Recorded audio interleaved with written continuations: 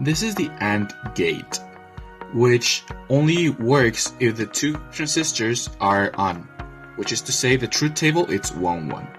Now, as it can be seen, the transistor is connected to a resistor first from here. Then that's the collector. Then the emitter of that transistor is connected to the collector of the second transistor. Then that emitter is connected to the LED, which is connected to the ground. Now, as you can see, when I press this switch, which is there to simulate an opening and a closing of the circuit from the first base or the second base, you can see that nothing happens. And when I press the other one, nothing happens. This is because the truth table is 1, 0 or 0, 1, which leads to a 0. If I press the both of them, it turns on, because the truth table now is a 1, 1, which leads to a truth that is a 1.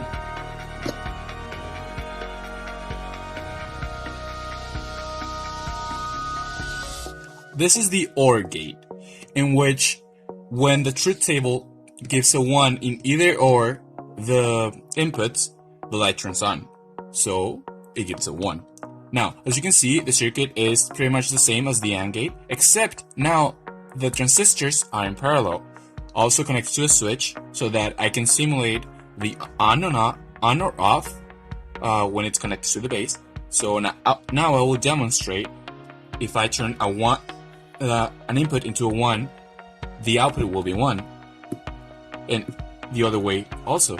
If I turn the second input into 1, the output will be 1. Now, again, if I turn both of them to 1s, the output is 1. Thank you.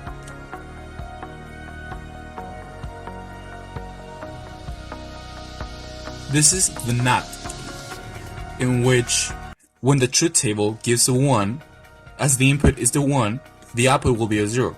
When the input is a 0, the output will be 1. As you can see now, the circuit is open because the push button, the switch is open, and then the output is 1 or on. If I turn it off, if I turn the input into a 1, the output will be up. The output will be 0 or off.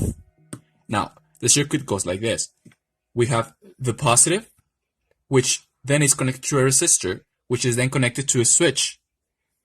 Then, from the switch, I connect it to the collector of the transistor, and also to the LED, to the diode. Then afterwards, I connect the emitter of the transistor to the negative, to the ground, and also the negative of the LED to the ground. Afterwards, the switch makes it so that the resistor passes energy to the base only when I turn it on, as you can see. Now the current flow is one of this. It goes through the circuit in a clockwise manner.